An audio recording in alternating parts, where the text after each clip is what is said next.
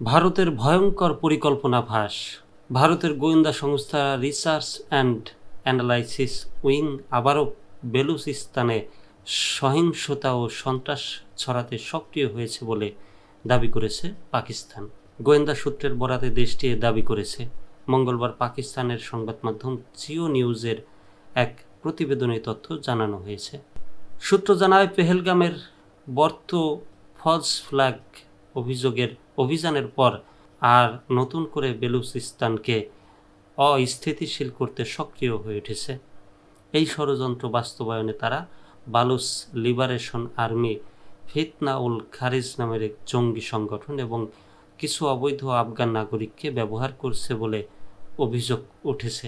এই সন্ত্রাসী গোষ্ঠীগুলোকে গোয়াদার, কোয়েটা এবং খুজদার ও এ হামলার জন্য বিভিন্ন স্থাপনার রেকি বা পূর্ব পর্যবেক্ষণ করানো হয়েছে। তারা সাধারণত গাড়ি বা মোটরসাইকেল ব্যবহার করে আত্মঘাতী হামলা চালানোর প্রস্তুতি নিচ্ছে। গোয়েন্দা সংস্থার মতে ভারতের মূল উদ্দেশ্য পাকিস্তানের স্থিতিশীলতা নষ্ট করে সন্ত্রাস ছড়ানো।